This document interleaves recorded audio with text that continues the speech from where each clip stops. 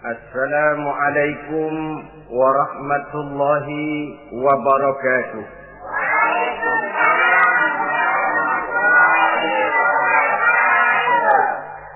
Bismillahirrahmanirrahim.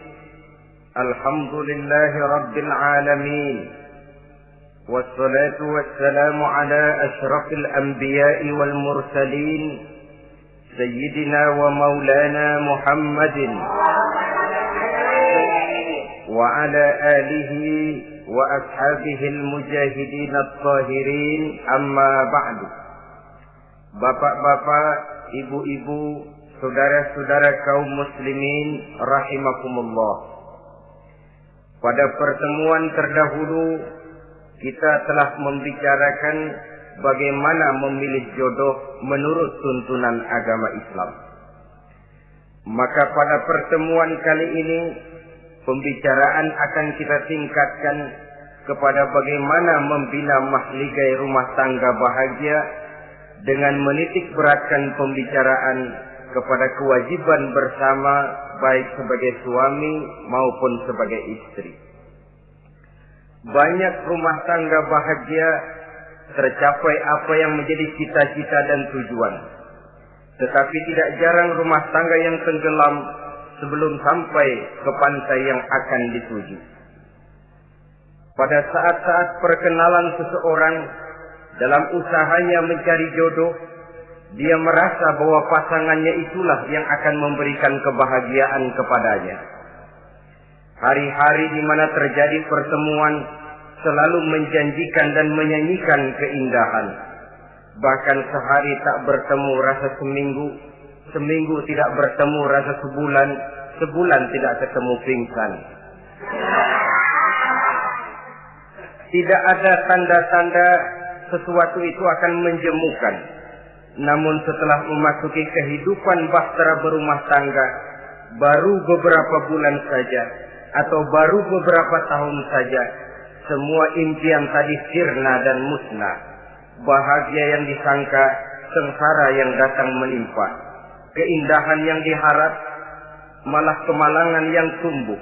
Hal ini disebabkan orang tidak meresapi hikmah daripada kehidupan berumah tangga, tidak menyadari tanggung jawab dan kewajiban yang akan berbuntut tidak timbulnya saling pengertian, dan pada akhirnya tidak akan tumbuh ketenangan di dalam rumah tangga itu. Bukankah kewajiban akan saling memberikan pengertian, pengertian membawa ketenangan, dan ketenangan adalah tangga utama untuk mencapai rumah tangga bahagia. Oleh karena itu kita mulai saja dengan kewajiban sebagai seorang suami di dalam memimpin rumah tangga bahagia ini.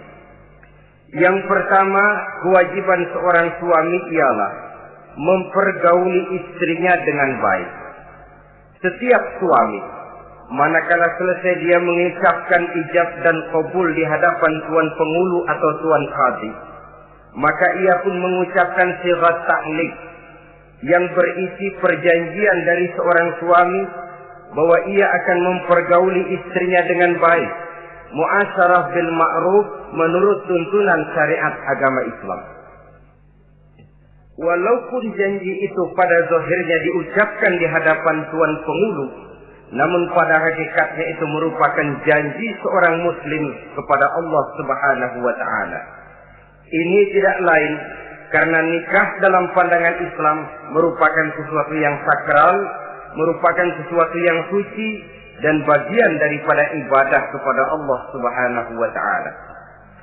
Dalam surah An-Nisa ayat 19, Allah Subhanahu wa taala memberikan bimbingan. Ya ayyuhalladzina amanu la yahillu lakum an tarisun nisaa karha. Hai orang-orang yang beriman, tidak dibolehkan bagi kamu mengambil perempuan secara paksa. Dengan kata lain, pernikahan harus dilaksanakan atas dasar suka sama suka. Tidak ada pihak yang terpaksa dan tidak ada pula pihak yang dipaksa. Kita hidup tidak lagi di satu zaman seperti zamannya Siti Nurbaya. Walaupun barangkali cinta memang bisa timbul setelah pernikahan, tetapi akan lebih baik kalau sebelumnya telah diawali dengan saling kenal mengenal, saling memahami latar belakang masing-masing untuk memudahkan timbulnya saling pengertian. Wala ta'diluhunna litadhhabu bi ba'di ma ataitumuhunna illa an ya'tina bi fahishatin mubayyinah. Dan jangan kamu mempersulit mereka karena ingin mengambil kembali sebagian dari apa yang telah engkau berikan kepada mereka, kecuali apabila mereka telah nyata-nyata melakukan perbuatan-perbuatan yang keji. Wa ashiruhunna bil ma'ruf, dan pergaulilah istri-istrimu itu dengan baik. Fa in karihtumuhunna, kalau kamu merasa tidak suka kepadanya, bersabarlah. Fa asa an takrahu syai'an wa yaj'alallahu fihi khairan katsira, karena boleh jadi kamu tidak menyukai sesuatu, padahal Allah menjadikan di dalam sesuatu yang kamu tidak sukai itu kebaikan yang banyak bagimu. Ini merupakan tuntunan umum betapa seorang suami harus mempergauli istrinya dengan baik, mu'asyarah bil ma'ruf, menurut tuntunan syariat agama Islam. Karena bagaimanapun hak milik seorang suami terhadap istrinya adalah milkul manfaat, milik untuk mengambil manfaat, bukan milkul mutlak seperti seorang memelihara budak umpamanya, yang bisa dihitam putihkan, bisa dijungkir balikan, bisa diperlakukan sekehendaknya. Itu bertentangan dengan tuntunan agama kita. Adalah kewajiban seorang suami mempergauli istrinya dengan baik. Kemudian yang kedua, seorang suami harus menaruh perhatian, menjaga kehormatan, dan bila perlu turut membantu dan menolong pekerjaan istrinya. Menaruh perhatian sampai kepada hal-hal yang kecil, sehingga si istri merasa bahwa dia mendapat perhatian. Ada dia mengadu, ada tempat dia melarikan persoalan, ada tempat dia bercerita. Sejak dari tingkah laku, berpakaian, berperhiasan, make up, dan lain sebagainya. Karena tanpa ada perhatian dari seorang suami, biasanya istri akan menjadi malas, baik untuk bersolek, baik untuk membina dan mengatur rumah tangga, dan lain sebagainya. Apalagi tidak berat lidah untuk memuji perbuatan baik yang dilakukan istrinya, dan tidak mencela secara langsung perbuatan-perbuatan salah yang dilakukan oleh istrinya. Dia bisa menegur secara bijaksana dan dewasa.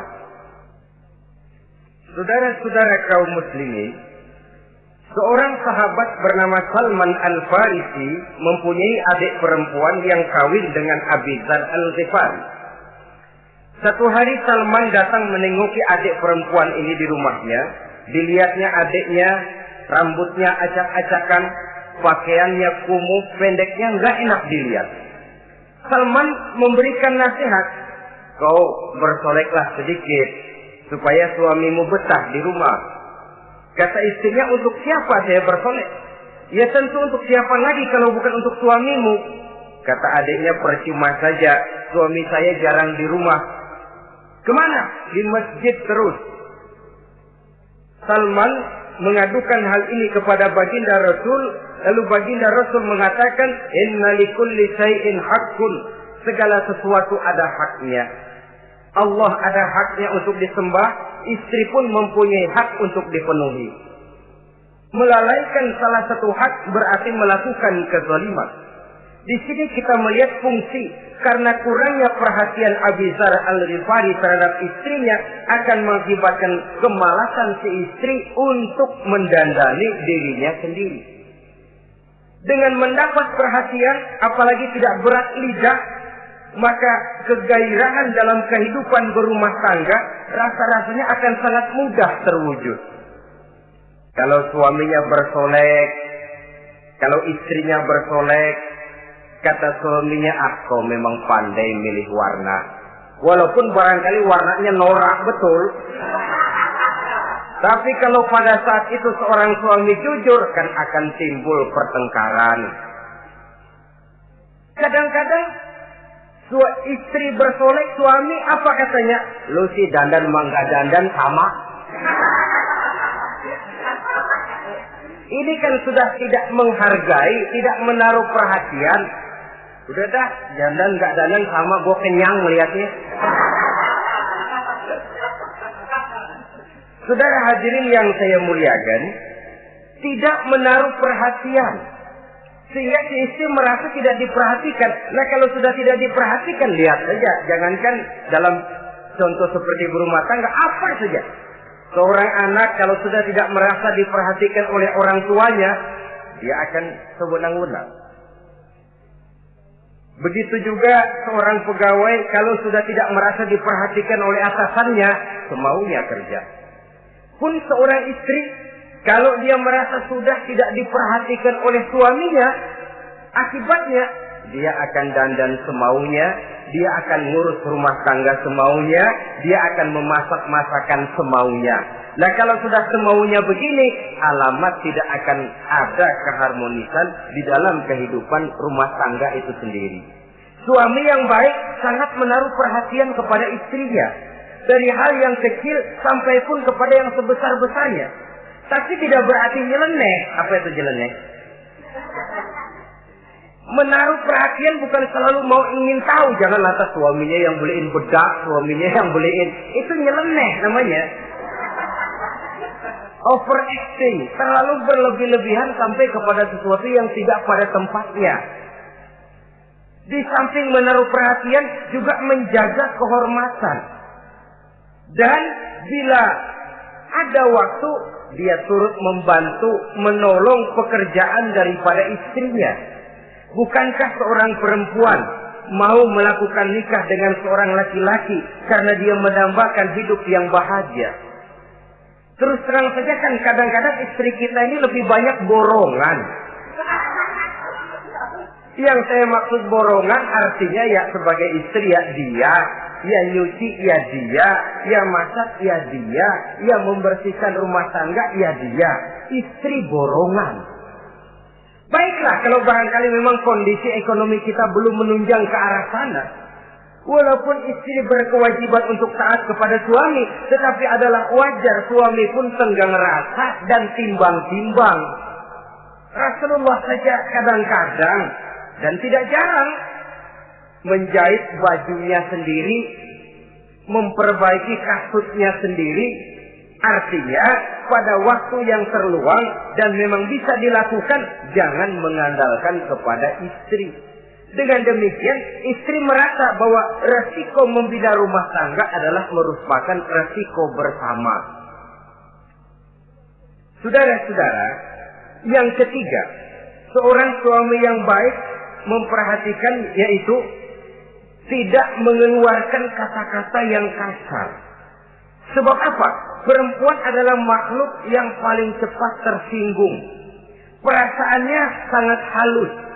Dan saya kira perempuan itu lebih sakit ditampar dengan bahasa daripada ditampar dengan tangan. Kalau ditampar dia dengan tangan, urusannya paling nangis 2-3 jam sudah sembuh.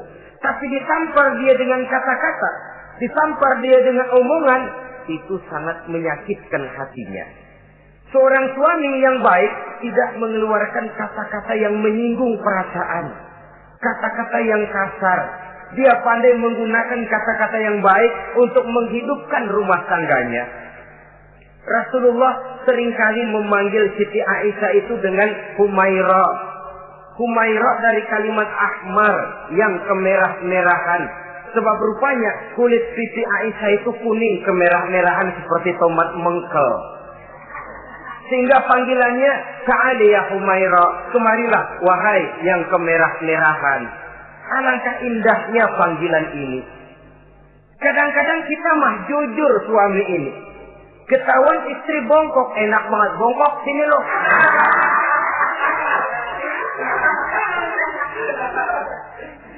Jujur tapi nyakitin. Saudara-saudara, kadang-kadang inilah ya, bahasa perbuatan sangat besar pengaruhnya dalam menciptakan keharmonisan di rumah tangga.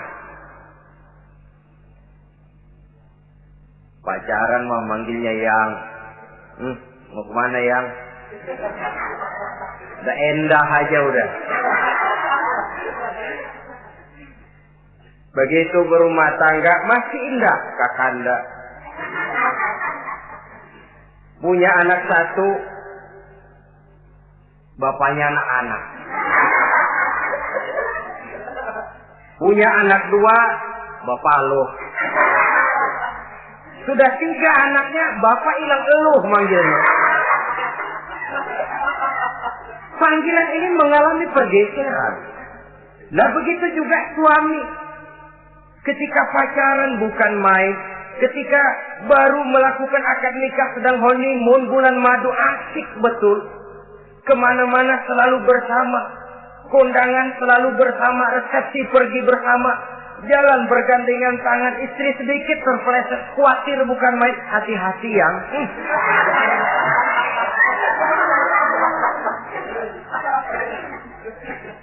Sudah anak 3, istri ngajak kondangan, kata suami, lo pergi duluan aja dah.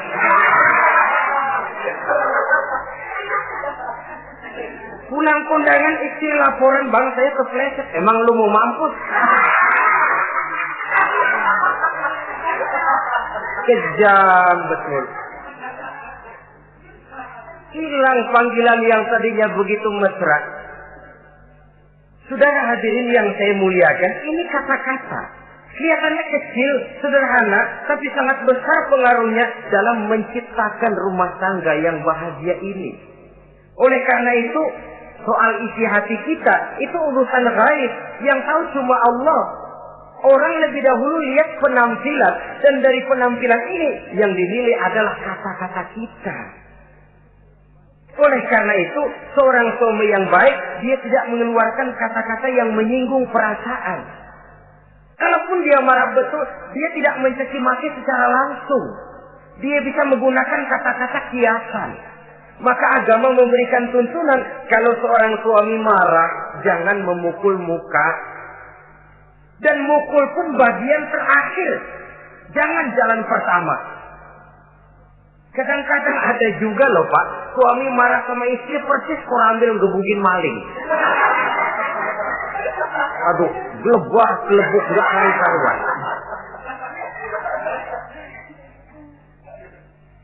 Jangan, kata agama, kalau kau memang ya melihat tingkah laku istrimu yang tidak enak, tegur dengan kata-kata lemah lembut. Lemah lembut tidak bisa, sedikit keras. Sedikit keras masih nekat, bentak. Bentak pun tidak bisa juga, pisah tempat tidur. Pisah tempat tidur masih tidak bisa juga, pukul. Jangan mukanya, bagian lain dari tubuh. Itu pun tujuannya bukan untuk menyakiti, tapi untuk mendidik. Saudara hadirin, misalnya istri tidak sholat, suami tampil. Bu, sholat. Mboknya malu sama tetangga kalau tidak sholat. Dengan lemah lembut masih tidak kena. Besok kencengan dikit ngomongnya. Mari kan udah saya bilangin sholat 2 kali, belum mau juga. Oh sholat jadi. Mulai naik tensi omongan. Masih nekat. Begini saja. Saya dari kalem sampai bentak udah. Sekarang kamu nggak mau juga sholat, saya mulai nggak enak pikiran. Mulai ntar malam kamu tidur kamar depan, saya kamar belakang. Pisah tempat tidur. Kadang-kadang kan nggak kuat emosi kalau sudah marah sama istri, ngebludak kalau istri diusir sudah pulang ke rumah moyangmu.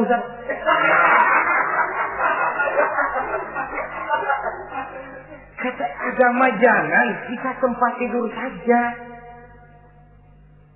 Sudah, kamu tidur kamar depan, saya kamar belakang. Pisah tempat tidur.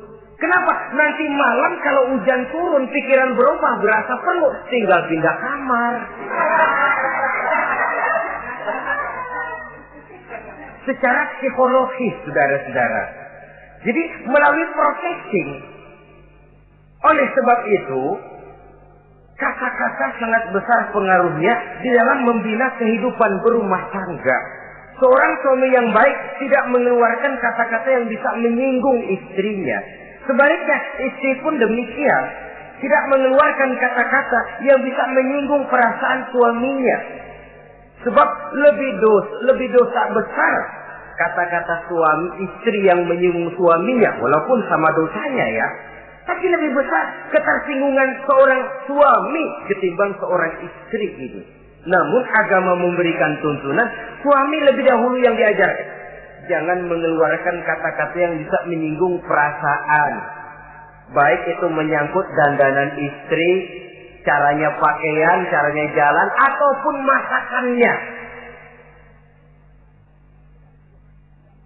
Masakannya sekalipun tidak kita sukai, ya ndak usah. Misalnya sayur keasinan, begitu dicobain menteleng mata pelatat, melotot keasinan. Ndak usah lantas tolak pinggang, lu masak melotot ya. Ndak usah. Saudara hadirin yang saya muliakan, jadi itu dari segi masakan. Dari segi pakaian, umpamanya istri kita berpakaian tidak sesuai dengan tuntunan agama, cukup kita bisa berkata, pakaianmu sebenarnya bagus, motifnya, potongannya, kainnya, cuma mbok kok kelihatannya kok potongan badanmu kok kelihatan betul dengan terbungkus pakaian seperti itu. Alangkah lebih baiknya, nah dengan demikian istri nggak terlalu tersinggung daripada sudah dandan bagus-bagus. Lalu istri suami ngobrol kata yang gak enak. Bagus lo kayak nangka dikrosorin.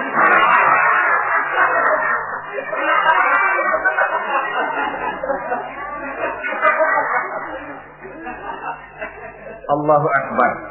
Istri tentu saja tersinggung. Atau dia pakai budak berlebihan. Ya tentu dia pun begitu karena ingin ada kebanggaan suami jalan dengan dia merasa bangga. Tapi over. Budaknya berlebihan, lipstiknya berlebihan. Suami usil, begitu mau berangkat ke undangan, istrinya keluar nanya, mau main topeng monyet di mana?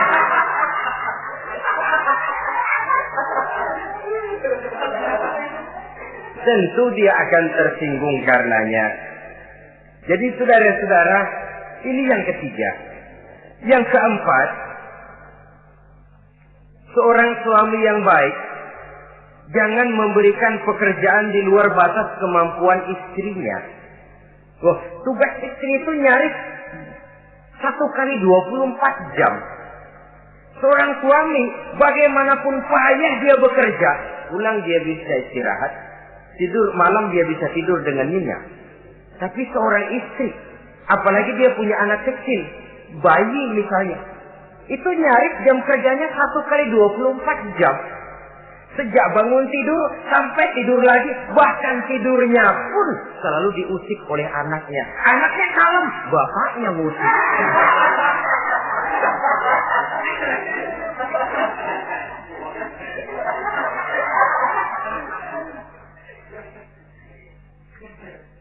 Jadi jangan memberikan pekerjaan di luar batas kemampuan. Kata pepatah, "Iza aradta an tuta'a fasal ma yustata." Apabila kamu ingin ditaati, perintahkan apa yang orang mampu mengerjakan.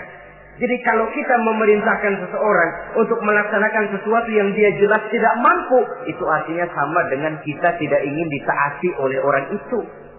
Bukan dia tidak mau taat, jenis pekerjaan yang kita berikan di luar batas kemampuannya. Nah kalau sudah begitu, tentu saja lalu ketaatan akan menurun jadinya. Tadi sudah saya katakan, kadang-kadang istri kita ini istri borongan. Dalam arti, ya dia masak, ya dia nyuci, ya dia ngepel, ya dia ngejemur, ya dia ngetriska. Borongan. Terlalu berat tugasnya. Oleh karena itulah seorang suami yang baik, dia harus tenggang rasa, timbang diri, tidak memberikan pekerjaan yang di luar batas kemampuan daripada istrinya. Kalau tidak mampu karena merasa dimanjakan oleh istri suaminya. Karena merasa dapat angin dimanjakan, mestinya mampu, lalu berpura-pura tidak mampu. Apalagi istrinya suaminya sedikit-sedikit mau menolong dia. Jadi posisi ini nanti bisa berbalik. Karena terlalu memanjakan istri bisa membludak. Akhirnya suami yang nyuci, suami yang ngerika, istri tidur. Walaupun tentu saja tidak jelek, tetapi itu sudah overacting namanya. Saudara hadirin yang saya muliakan, itu yang keempat. Yang kelima, kewajiban seorang suami yang baik, ia mencukupkan belanja rumah tangga. Cukup itu relatif. Cukup menurut ukuran standar kemampuan kita. Sebab kemauan kita mungkin tidak terbatas. Tapi kemampuan kita yang terbatas. Kalau kemampuan ini bisa kita ukur dengan kemampuan, insya Allah kita cukup. Dan pernah saya katakan, orang kaya adalah orang yang hidupnya paling cukup. Salah kalau kita berkata orang kaya itu yang rumahnya gedung bertingkat. Tidak betul orang kaya itu yang mobilnya 5, yang gajinya jutaan, yang kebunnya lebar, yang pabriknya luas. Tidak. Orang kaya, orang yang hidupnya cukup. Orang miskin, orang yang selalu merasa kurang. Jadi kalau ingin jadi orang kaya, resepnya gampang sekali. Cukup dengan apa yang diberikan Allah, kita sudah kaya. Tapi kalau ingin miskin, maka bukalah mata selebar-lebarnya. Bagaimanapun banyak nikmat Allah diberikan kepada kita, tidak pernah ada rasa cukupnya. Dikala itu akan tertanam sifat kemiskinan dalam diri. Maka ukuran cukup ini yang relatif. Jadi kalau kita memang ekonomi menengah ke bawah, jangan ingin cukup seperti halnya ekonomi menengah ke atas. Nah, saudara-saudara, di samping belanja rumah tangga yang menyangkut makan, minum, pakaian dan sebagainya, bila ada kelebihan rezeki, juga perhiasan untuk istri.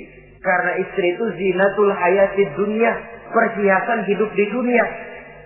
Jangan lalu berat hati, kan suami yang peras keringat, banting tulang, pergi pagi, pulang sore. Mestinya suami dulu dong, cukupi pakaiannya. Betul, kelihatannya memang begitu. Tapi jangan lupa, istri kita bagian daripada hidup kita. Baik dia dilihat orang, baik kita disebut orang. Jelek dia dipandang orang, jelek juga kita disebut orang. Dia adalah bagian daripada kehidupan kita. Orang kan sering bilang tuh, Mpok Ano, kenapa? Gue gerah banget lihatnya. Emang kenapa? Emang kenapa dia? Ke pasar pakai kutang doang.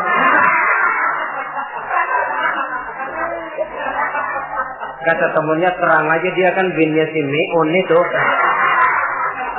Si Meun yang nggak tahu apa-apa ikut kesebut-sebut. Istri adalah bagian daripada kehidupan kita. Zolim seorang suami mentang-mentang dia merasa dia yang cari duit, lalu buat dirinya dia beli pakaian yang mahal-mahal. Istrinya cuma nggak karung doang dipakai. Istri adalah bagian daripada hidup kita. Baik dia dilihat orang, baik kita disebut orang. Jelek dia dilihat orang, akan jelek juga kita jadi pembicaraan orang. Ini tidak lain karena dia merupakan perhiasan bagi suami dan bagian daripada kehidupan seorang suami.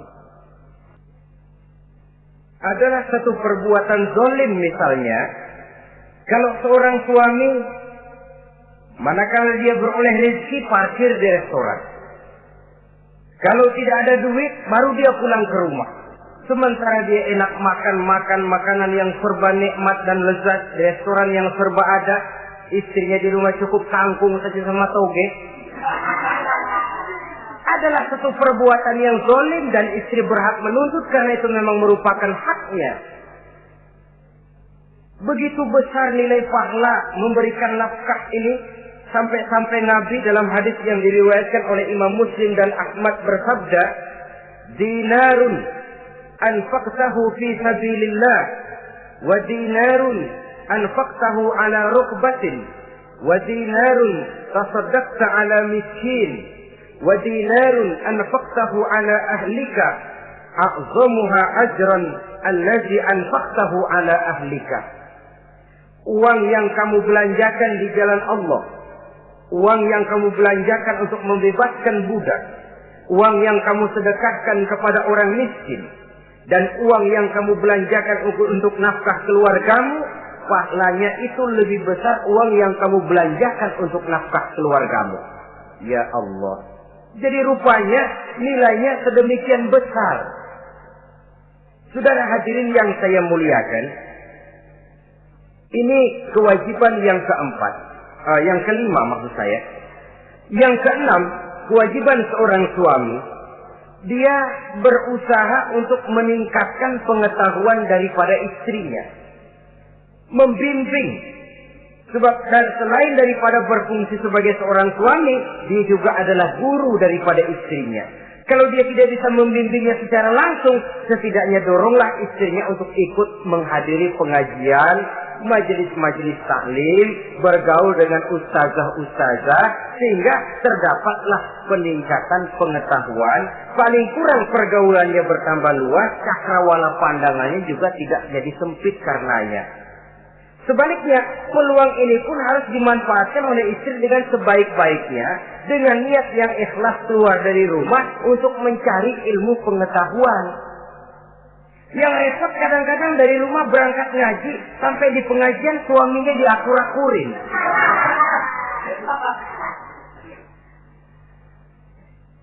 Atau tetangganya jadi bahan gunjingan. Ngajinya cuma setengah jam, ngomongin orangnya sejam setengah. Ini malaikat bingung, kacau amat ya orang.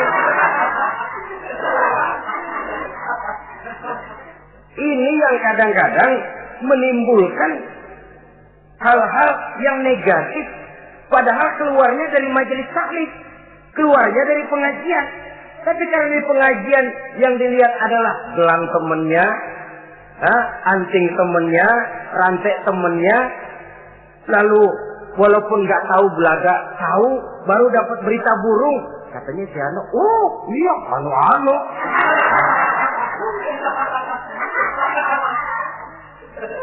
Saudara hadirin yang saya muliakan, akhirnya nanti kan suami jadi pegel.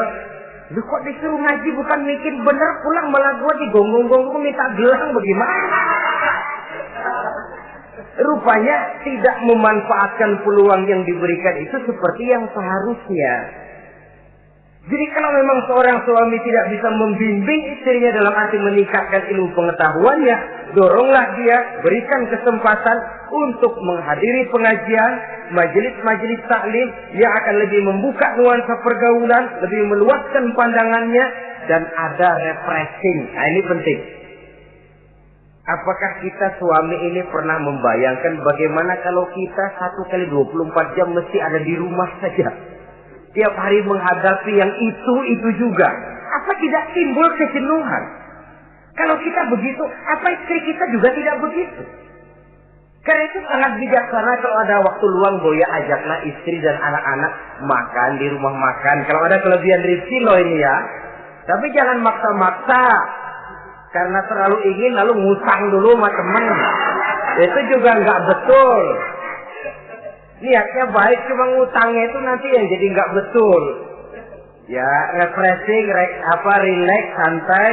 Apa itu ke Taman Safari, apa itu ke Bogor. Supaya istri ini merasa ada selingan dalam hidup. Tidak jenuh, tidak monoton. So kalau dia jenuh, akhirnya kan wah, ublek-ublek di depan dapur mulu.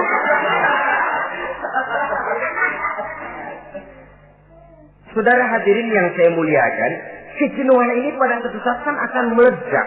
Nah, kalau meledak tanpa tersalurkan, dia akhirnya akan mencari saluran sendiri. Iya kalau positif, kalau negatif, inna lillahi wa inna ilaihi raji'un jadinya.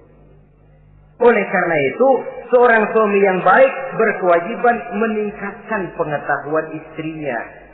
Sebab boleh jadi istri tidak melaksanakan kewajiban karena tidak tahunya. Nah kalau istri nggak tahu, jangan digoblok-gobloki. Mestinya dibimbing, diberikan kesempatan ngaji. Kamu sih disuruh gini aja kok nggak bisa, emang goblok aku nih.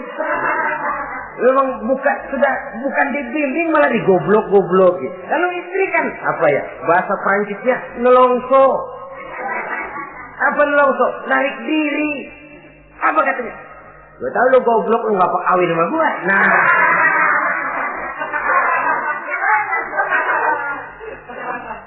Atau pada kata yang lebih gak enak, gue digoblok-goblokin juga, dipakai juga. Nah.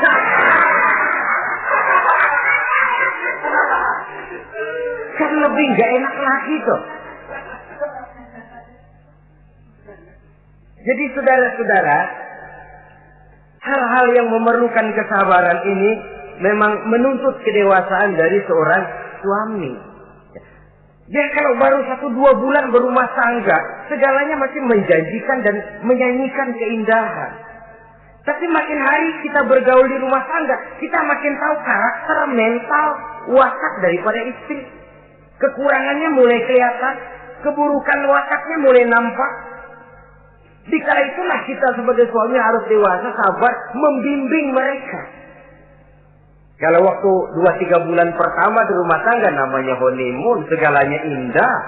Mana ada kekurangan? Masa keasinan, lezat. Nasi kekerasan, asyik. Segalanya nggak pernah salah, selalu betul. Suami istri masak keasinan, lihat si suami melotot makan, nanya, "Bang, sayur keasinan?" Enggak. Soal keasinan bagus. Keasinan masih bagus. Kenapa? Udah endah aja. Tapi mampukah ini bertahan? Ini yang jadi masalah, mempertahankan suasana kebaruan itu. Saudara hadirin yang saya muliakan, yang ketujuh, kewajiban suami ini, suami yang baik memberi kesempatan kepada istri untuk nengok, bersilaturahmi dengan orang tuanya, kerabatnya, atau tetangganya. Walaupun nanti ya, istri tidak boleh menggunakan ini secara salah. Karena apa? Karena orang tua dan mertua itu cuma istilah. Hakikatnya ya sama, yang mertua ya orang tua. Ya apalagi orang tua. Itu cuma satu istilah. Perbedaan istilah tidak harus menyebabkan kita berbeda sikap. Jangan kalau mertua yang datang, suami curiga. Kalau istri didorong-dorong. Lalu itu tuh datang. Babelu katanya. Lalu belum apa-apa sudah berusaha biasa babelu. Biasa katanya. Nah, biasa ini sudah gak enak tuh. Biasa datang bawa jeruk, pulang minjem duit.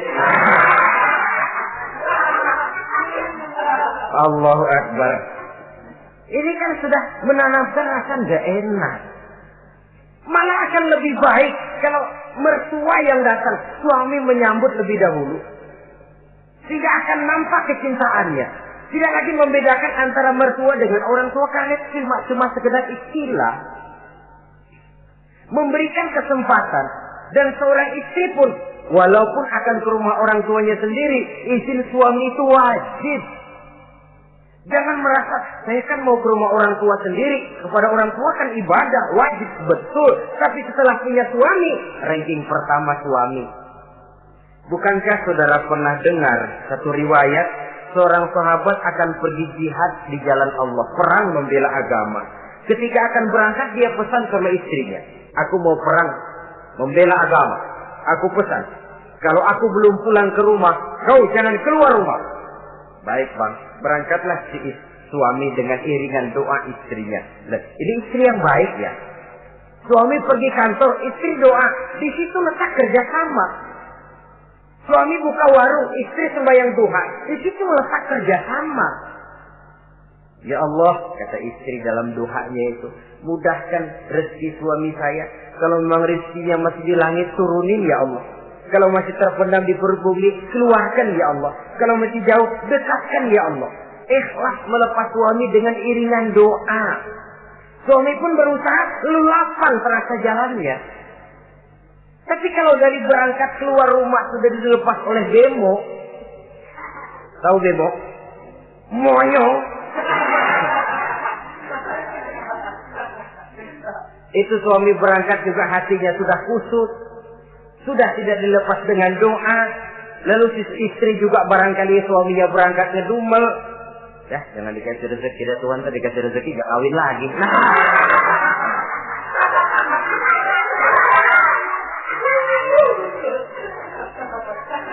Kalau sudah semacam ini yang terjadi, bukankah masing-masing yang berangkat pikiran kusut, yang melepas pun pikiran gak enak jadinya.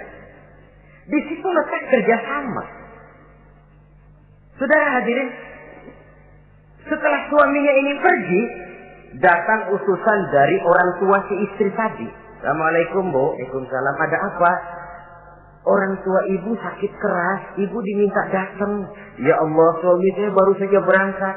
Istri suami saya bilang kalau dia belum pulang perang, saya nggak boleh keluar dari rumah.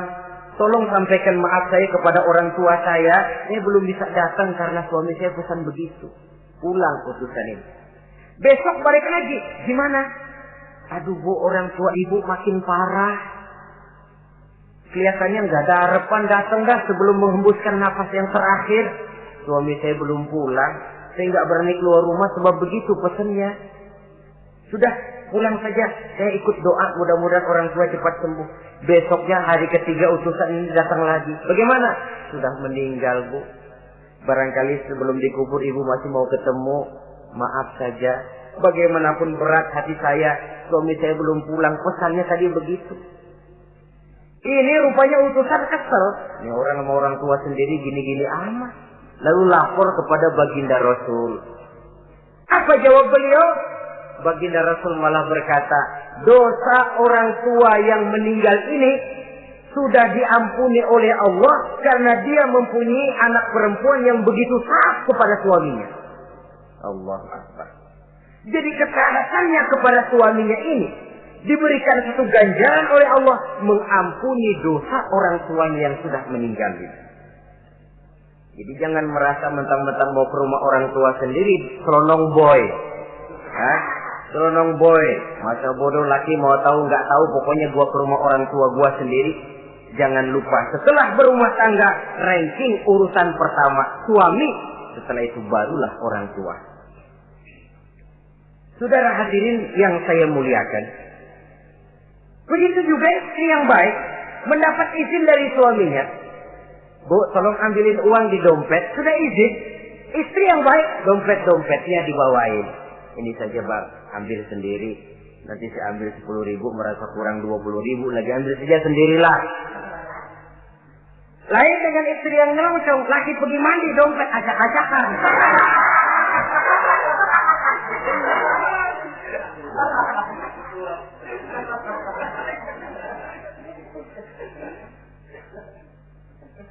Saudara hadirin yang saya muliakan, baik silaturahmi itu kepada orang tua atau kerabat, famili, andai tolan, keluarga lain ataupun tetangga. Tetangga itu perlu sepanjang dia menghasilkan nilai-nilai positif. Karena memang kita makhluk bermasyarakat. Yang tidak boleh kalau dengan bertetangga itu lalu menghasilkan hal-hal yang negatif. Saudara hadirin, yang kedelapan, seorang suami yang baik wajib bersikap lapang dada dan sabar menghadapi kekurangan-kekurangan yang ada pada istrinya.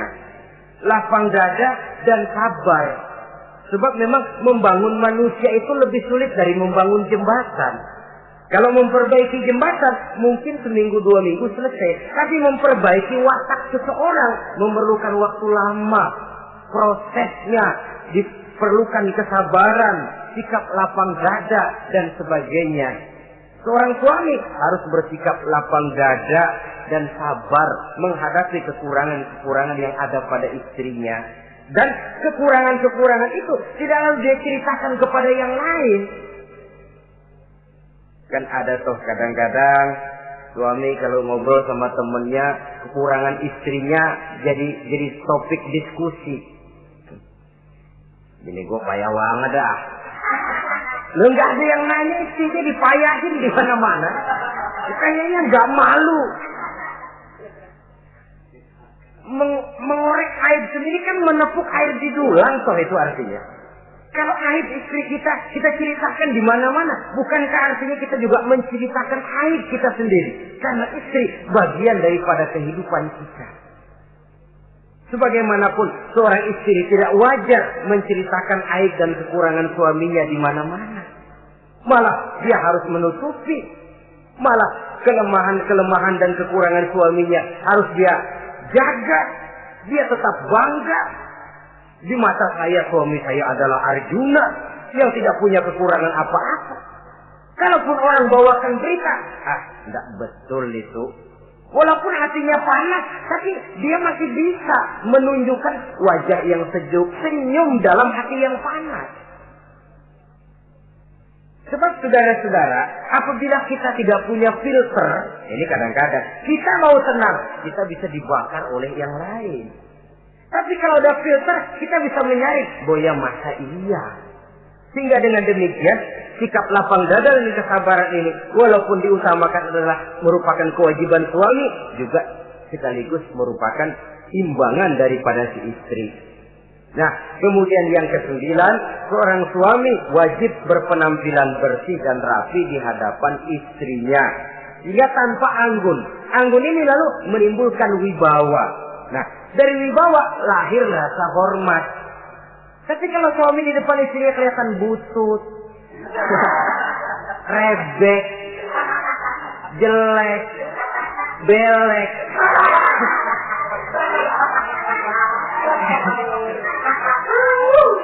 kata istrinya jodoh gua apes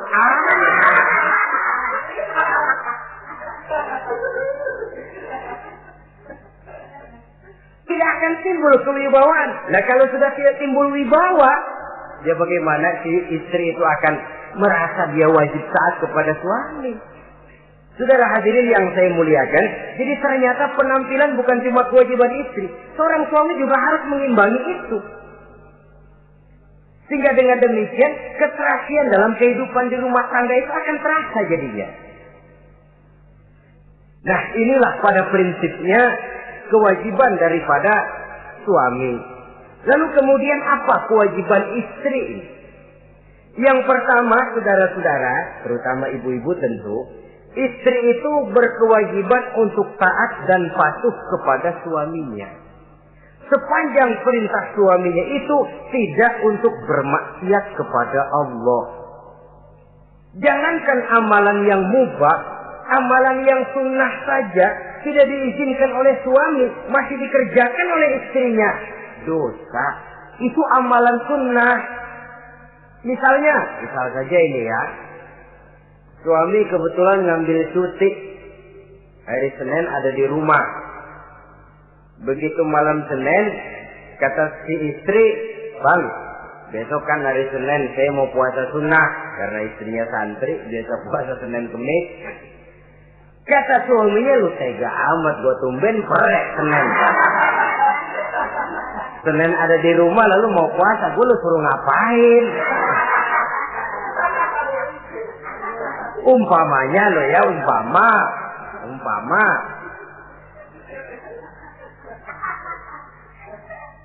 Lalu tanpa izin si suami, istri puasa juga, puasa sunnah. Bukan saja tidak mendapat pahala, malah dosa hukumnya. Ini amalan sunnah. Apalagi tibang pergi arisan. Apalagi tibang pergi tetangga. Amalan sunnah tidak mendapat izin daripada si suami, dosa untuk dikerjakan. Dengan pertimbangan tadi, ya tumben cuti hari Senin. Istri dadakan puasa, lah suami nganggur total.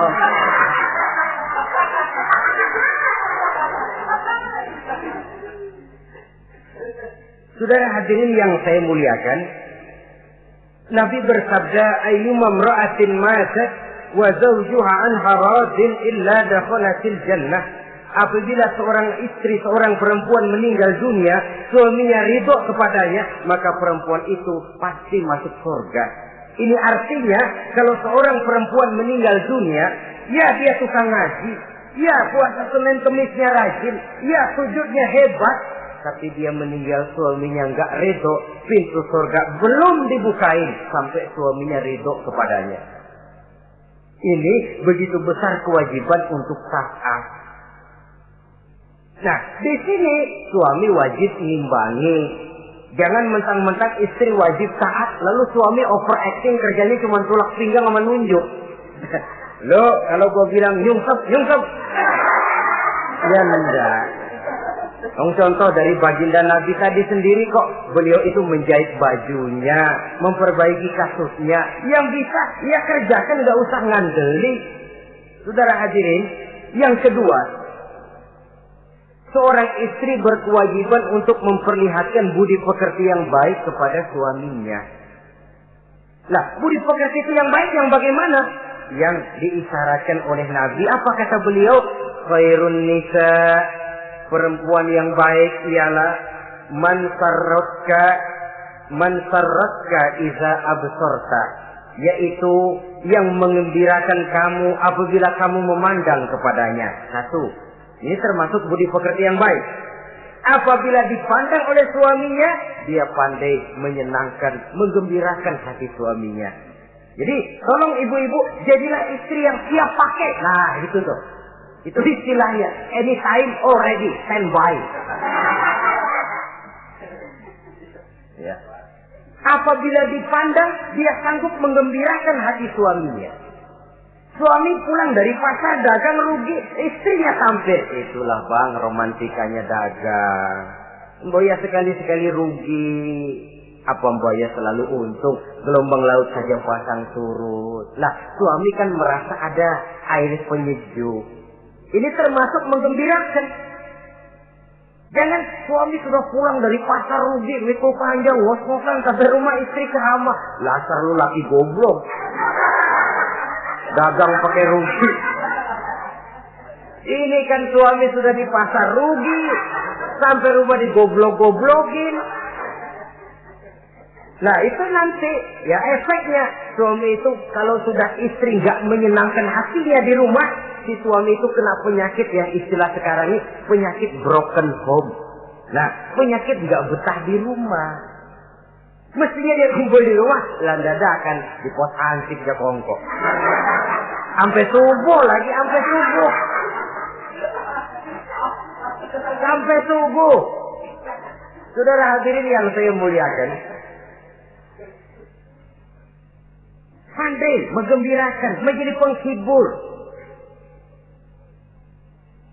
Usaha suami gagal, dagangnya rugi, gairahnya bekerja menurun. Di saat itu istri tampil jadi pengimbang yang baik. Sehingga dengan demikian istri suami lalu merasa ada sedikit air penyejuk. Apabila dipandang, dia pandai menyenangkan hati suaminya. Bagus kalau seorang istri pada saat ada suaminya di rumah dia berdandan, dan suaminya tidak ada di rumah dia apa adanya. Dan keliru besar, sebab dandannya seorang istri dengan niat untuk menyenangkan hati suaminya merupakan ibadah. Saudara hadirin, ciri yang kedua dari budi pekerti yang baik seorang istri itu apa?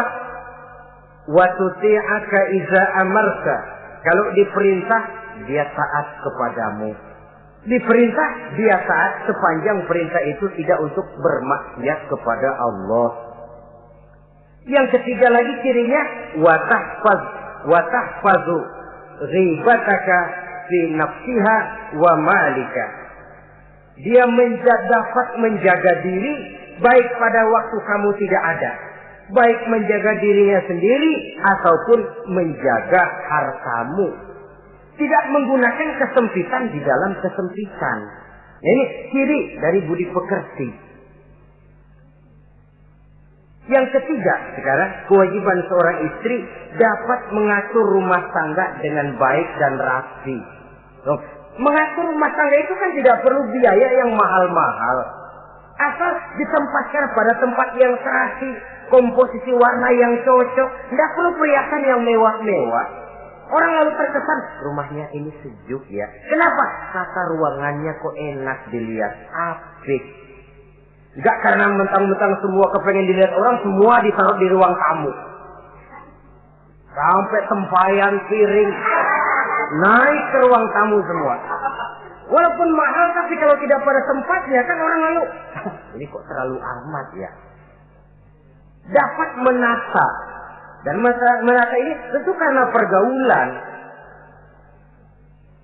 Saudara hadirin yang saya muliakan, sehingga dengan demikian ada suasana kebetahan. Orang di rumah itu merasa seperti, itulah yang dikatakan Nabi, baiti jannati, rumah tanggaku laksana surga bagiku. Laksana kebun, tempat di mana kita melepaskan lelah, tempat di mana kita menemukan ketenangan, tempat di mana kita menemukan refreshing dari segala kejenuhan dan kelelahan akibat tugas-tugas yang kita hadapi, baik di kantor, di tengah masyarakat, di pasar, dan lain sebagainya. Yang keempat, jangan menambah kesulitan suami. Syukur kalau malah bisa membantunya. Bahwa ada seorang istri yang bekerja, itu bagus. Asal bisa menjaga diri dan bisa menjaga kepercayaan dan kehormatan daripada suaminya. Dan suami pun yakin bahwa jenis pekerjaan yang dikerjakan oleh istrinya itu tidak bertentangan dengan agama. Tapi malah kalau si suami yang mempekerjakan istrinya, mengeksploitir istrinya, ini zalim. Istrinya yang disuruh kerja. Suami ongkang-ongkang kaki di rumah. Istrinya yang keras keringat banting tulang. Ya kalau kerja, kalau dikerjain, lebih parah lagi. Kan tidak sedikit toh problema rumah tangga semacam ini. Sehingga dengan demikian akhirnya apa? Kendali rumah tangga di tangan istri. Karena istri merasa dia yang cari duit. Istri merasa dia yang berusaha. Kenapa dia tidak mengendalikan rumah tangganya? Dikala itu jatuhlah suami di bawah komando istrinya. Hilang wibawa, hilang karisma, tidak ada ketakutan. Malah akhirnya berbalik seolah-olah si suami jadi istri dan si istri menjadi suami. Apalagi di zaman seperti sekarang. Walaupun pekerjaan sulit, tapi mereka yang punya wajah cantik, mudah senyum, gampang bergaul, dan mau obral. Tentu banyak saja lapangan kerja yang nyata-nyata bertentangan dengan agama. Nah, yang terakhir, kewajiban daripada istri ialah hemat, cermat, rajin, dan pandai menyimpan. Kalau dia dibelikan perhiasan oleh suaminya, niatnya tidak lain. Pertama, menyenangkan hati suaminya. Yang kedua, berjaga-jaga kalau nanti ada kesulitan, toh perhiasan ini bisa dimanfaatkan. Tidak untuk show, tidak untuk sombong-sombongan, tidak untuk hebat-hebatan, tapi dua hal yang jadi pilihan utama tadi. Dengan sikap hemat, cermat, rajin, dan pandai ini, menyimpan, memanfaatkan, dan menggunakan, maka nilai ekonomi di rumah tangga insya Allah akan mengalami stabilnya. Dengan demikian, saudara-saudara, secara sepintas, kewajiban suami dan istri sudah kita bicarakan. Dengan saling melaksanakan kewajiban akan timbul saling pengertian. Dari pengertian akan timbul ketenangan. Dari ketenangan insya Allah akan terwujud rumah tangga yang bahagia. Insya Allah nanti pembicaraan akan kita lanjutkan yang mengenai kewajiban bersama dan kewajiban orang tua terhadap anak-anaknya. Mudah-mudahan ini bermanfaat. Terima kasih atas perhatian saudara. Mohon maaf atas segala kekurangan. Usikum wa nafsi bitaqwallah. Wassalamualaikum warahmatullahi wabarakatuh.